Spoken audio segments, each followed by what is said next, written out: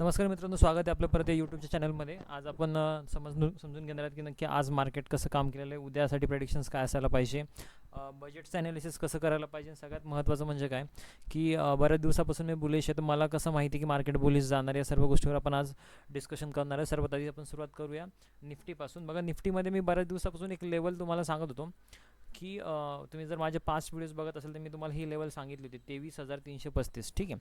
आणि बघा, मार्केट बरोबर याच पॉईंटला ब्रेकआउट करून रिटेस्ट करून परत वर चाललं आहे. आता एक लक्षात घ्या की जनरली ऑपरेटर ज्या ठिकाणी त्यांच्या पोझिशन बनवतात, कॉन्सन्ट्रेटेड एरिया आहे बेसिकली, तर त्या पॉईंट्सवर ते लोक खूप जास्त परफेक्टली ॲक्ट करतात, कारण त्या लोकांच्या पर्सनली पोझिशन तिथं बनलेल्या आहेत. आता आपण कालसाठी जे लेवल दिलं होतं ते कालच्या लेवल होतं, या फ्रायडेसाठी या ब्लू लाईन्स दिल्या होत्या. तर बघा, ब्लू लाईन्सला मार्केटने काय केलं आज आपण समजून घेऊया.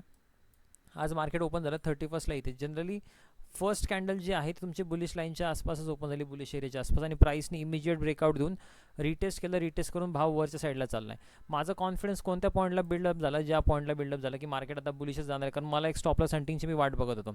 या पॉईंटमध्ये पोझिशन्स क्रिएट केल्यानंतर मार्केट बघा या पॉईंटपर्यंत गेला. तर जनरली हे जे ब्लॅक लाईन्स आहेत, ब्लॅक लाईन्स मी जनरली कधी देत नाही. उद्या बजेट स्पेशल डे आहे, त्याच्यामुळे उद्या ब्लॅक लाईन्स दिलेल्या आहेत. ब्लॅक लाईन्ससाठी बघा, लक्षात घ्या, उद्या या ब्लॅक लाईन्सच्या वर मार्केट बुलिश असेल. माझं एक्सपेक्टेशन आहे की मार्केट जर तुम्ही डेली टाइम फ्रेमवर बघाल तर डेली टाइम फ्रेमवर तुम्हाला खूप चांगला ब्रेकआउट मिळालेला आहे. ठीक आहे, निफ्टीमध्ये पण आणि बँक निफ्टीमध्ये पण. तर आत्ता हे जे आहे ना, प्री बजेट रॅली त्यांनी क्रिएट केलेली आहे मार्केट बुलिश क्रिएट करण्यासाठी, पण मे बी असंही होऊ शकतं उद्या मार्केट पडू शकतं. त्यामुळे सगळ्यात गोष्ट महत्त्वाची काय घेणार तुम्ही लक्षात, की हा जो पॉईंट आहे, हे वाले जे रेड लाईन्स आहेत ना, ह्या रेड लाईन्सच्या खाली मी बेरिश होणार, आणि जे ॲग्रेसिव्हली शॉर्ट बनतील माझे मार्केटमध्ये ते परत या 23,335च्या खालीच असायला पाहिजे. पण एक्सपेक्टेशन या गोष्टीचे कमी आहेत की मार्केट परत खाली पडेल. मे बी पॉसिबिलिटी उद्या अशी असणार आहे की मार्केट पहिल्या हाफमध्ये हा जो रिजन आहे त्याच्याकडे खूप मोठा रिजन मार्केटने बनवलेला आहे.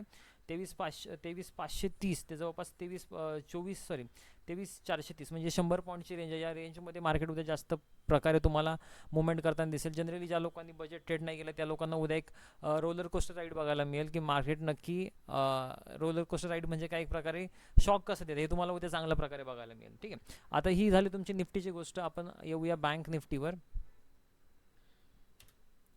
बँक निफ्टीनी जी मी येल्लो लाईन सांगितली होती ती येल्लो लाईन कालच क्रॉस झाली होती. बऱ्याच लोकांना, म्हणजे मी नेहमी सांगतो सर, एक पॉईंटची ॲक्युरेसी फक्त व्हाईट फॉर्च्यूनमध्येच बघायला मिळेल, कारण एक पॉईंट जो मी सांगतो तो एक पॉईंट एवढा प्रिसाइजली फॉलो होतोय, आणि मी एक दिवस नाही, मी 2, 3, 4 दिवस आधी सांगतो, आणि जनरली गोष्टी घडण्याच्या आधी सांगतो. तुम्ही हे पॉईंट्स पण बघाल, ते पॉईंट्स पण उद्या ॲक्युरेटली तुम्हाला फॉलो होताना दिसेल. मी बऱ्याच लोकांसारखे पूर्ण सपोर्ट लेसन मार्क करत नाही. माझ्या लेवलचा डिफरन्स बघा किती जास्त असतो, आणि सगळ्यात महत्त्वाचं म्हणजे काय की या लेवल एक्झॅक्टली प्रिसाइजली वर्क करणार म्हणजे करणारच.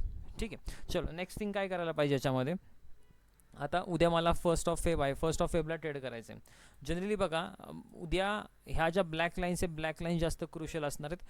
निफ्टीसाठी मी बोललो नाही, पण बँक निफ्टीसाठी एक गोष्ट बोलतो. बँक निफ्टी या ज्या ब्लॅक लाईन्स आहेत ना, ब्लॅक लाईन्सच्या वर गेल्यासच तुम्ही बुलिश जावा. जनरली हा एक मध्ये हर्डल असू शकतो, पण मला असं वाटतं मार्केट उद्या तुम्हाला 50,000 आरामात दाखवेल. ठीक आहे. आता जनरली आपल्याला बजेटसाठी काय अभ्यास करायचा आहे, बजेटसाठी समजून घेऊया पहिल्यांदा. हे ज्या लेवल्स आहेत तुम्ही दररोज बघता, ते दररोज फॉलो होतातच आहे. आपण बजेटसाठी ट्रेड कसा करायला पाहिजे, न्यू कमर्सने काय करायला पाहिजे, तर पहिली गोष्ट, न्यू कमर्सने उद्या ट्रेडिंग अवॉइड करायला पाहिजे. जनरल केसेसमध्ये बघा की हा आहे, मी निफ्टीचा प्रीमियमचा चार्ट लावतोय. बघा, निफ्टीचे प्रीमियम्स आज 289 रुपयाला एक प्रीमियम चालू आहे जवळपास ॲट द मनीचं. जनरली हे प्रीमियम्स आज शनिवार, म्हणजे उद्यासाठी शनिवार असणार आहे, तर शनिवारी जनरल केसेसमध्ये 125-150च्या आसपास चालतात. हे प्रीमियम खूप जास्त महाग आहे, आणि बऱ्याच केसेसमध्ये तुम्हाला हे समजून येते सर प्रीमियम महाग आहे का स्वस्त आहे, या गोष्टी समजून येत नाही. तर बघा, हे जे 22 दिसतं तुम्हाला, इम्प्लाइड व्हॉलॅटिलिटी 22 आहे. जनरल केसेसमध्ये 12, 13, 14, 15पर्यंत असते. कमी रेशोमध्ये असते 8, 9, 10, पण जनरली ही 22 गेली म्हणजे खूप जास्त गेली. उद्या असं होणार आहे मार्केट, जेव्हा जनरली मी तुम्हाला सांगतो प्रोसेस कशी असते. जेव्हा 10च्या आसपास अनाऊन्समेंट टाईम चालू होतो, 10च्या आसपास निर्मला सीतारामन येतात आणि त्या बजेटसाठी प्रिपरेशन करून सांगायला सुरुवात करणार. त्या केसेसमध्ये मार्केट पहिलं तुमचा अर्धा तास एक साईड मुवमेंट देऊन होईल. मे बी पॉसिबिलिटी मी उद्या हे पण सांगायचा प्रयत्न करेल की फर्स्ट रॅली कोणत्या साईडला येणार आहे, कारण आपली ही स्पेशालिटी पण आहे की जनरली 9-13, 9-12 मार्केट ओपन होण्याच्या आधीच प्रिव्हियस डेटा बघून आणि रॅलीज मार्केट कुठं गॅपअप गॅपडाऊन होतं आहे, या सर्व गोष्टींचा अभ्यास करून मी हे पण सांगतो की नक्की पहिली रॅली कुठं होणार आहे. आपल्या स्टुडंटला अनुभव आहे, जर तुम्हाला अनुभव असेल तर कमेंटमध्ये नक्की टाका सर्व गोष्टी, बाकीच्यांना पण त्या गोष्टी कळाव्या. दुसरी गोष्ट काय की 10 वाजेच्या आसपास एक रॅली क्रिएट करून होईल. 10च्या नंतर काय होणार, जेव्हा बोलायला स्टार्ट होणार तेव्हा मार्केट फ्लक्च्युएशन करायला स्टार्ट करणार. फ्लक्च्युएशन करणं स्टार्ट करणार त्यावेळेस हा जो आय व्ही आहे तो आय व्ही वाढेल. तर अशा केसेसमध्ये तुम्हाला ही गोष्ट बघायला मिळेल की कॉल पण वाढतं ते पुट पण वाढतं ते, जर हे आय व्ही दोन्ही साईडने वाढले. ठीक आहे, एक्सपेक्टेशन माझं असं आहे की मार्केट बुलिश, आणखी मी जसं बोलते मार्केट बुलिश साईडला जास्त जाणार आहे, कारण प्रीमियम्स जे आहेत ते ॲज कम्पेअर टू कॉलचे जास्त महाग आहेत ॲज कम्पेअर टू पुट्स. तर एक्सपेक्टेशन आताही हेच आहे माझं की मार्केट स्टील बुलिश आहे, आणि जो स्पॉट आहे तो पण जवळपास एकदम ॲक्युरेटली या ॲट द मनीच्या आसपासच थांबलेला आहे. त्यामुळे हे प्रीमियम्स क्लिअरली, ज्यांना इंट्रेस्टिक व्हॅल्यू टाईम व्हॅल्यू माहिती त्या लोकांना समजतं आहे की कॉलचे प्रीमियम जास्त महाग आहेत. आता जर आपण पुढे गेलो या पॉईंटवर, तर नंतर काय करायला पाहिजे, तुम्ही एक गोष्ट ऑब्झर्व करा. जनरली स्पीच चालतात अर्धा तास, पाऊण तास, 1 तास, 1.5 तास. उद्याचं किती चालेल मी सांगू शकत नाही, पण ज्यावेळेस स्पीच निर्मला सीतारामन आपले फायनान्स मिनिस्टर जेव्हा त्यांचं संपत येईल ना, तेव्हा काय होणार की आय व्ही क्रॅश होतात. आय व्ही क्रॅश जनरली काय असतं, एक लक्षात घ्या, हे प्रीमियम्स मार्केट विदिन अ 5-10 मिनिट्स जागेवरच राहतं, आणि जागेवर राहिल्यानंतर सुद्धा हे प्रीमियम्स ड्रॅस्टिकली कमी होतात. म्हणजे हा 291चा प्रीमियम ॲट स्पॉट जवळपास 30 ते 40 रुपये कमी होऊ शकतो, म्हणजे याला म्हणतात आय व्ही क्रॅश. अशा केसेसमध्ये तुम्ही जरी कॉल घेतला आहे, पुट घेतला आहे, तुम्ही जो कोणी ज्या कोणत्या डायरेक्शनचं तुम्ही प्रेडिक्शन करताय ती डायरेक्शन, त्या मार्केट त्या डायरेक्शनला जाऊन सुद्धा तुम्हाला प्रॉफिट नाही होणार आहे. तर अशा केसेसमध्ये काय करायला पाहिजे, तुम्ही ऑप्शन सेल करायला पाहिजे. ऑप्शन सेल कसे करणार किंवा कोणता करणार हे समजून घेऊया. लक्षात घ्या, out of the money option sell करण्याचा प्रयत्न करा, आणि त्याच्या पुढचा एक ऑप्शन बाय करा. जनरली आपण हेजिंग म्हणतो. हेजिंगमध्ये काय होईल की तुमची रिस्क लिमिटेड होऊन जाईल. ठीक आहे, आणि जो प्रीमियमचा आय व्ही क्रॅश होणार आहे याचा बेनिफिट तुम्हाला घेता येईल. ठीक आहे, जर तुम्हाला याच्यावर डिटेल व्हिडिओ पाहिजे असेल आपण याच्यावर डिटेल व्हिडिओ नंतर बनवूया. तर जनरल केसेसमध्ये तुम्ही या गोष्टी करायला पाहिजे. ऑप्शन बाईंग अवॉइड करा फर्स्ट हाफमध्ये. जेव्हा तुम्हाला डायरेक्शन मिळेल तेव्हा तुम्ही ऑप्शन बाईंग करू शकता. जनरली मला बऱ्यापैकी पॉईंट्स माहिती आहेत की कोणत्या पॉईंटच्या वर मार्केट रिॲक्शन स्टार्ट करेल, तर ते पॉईंट्स पण आपण अपडेट करायला स्टार्ट करूया.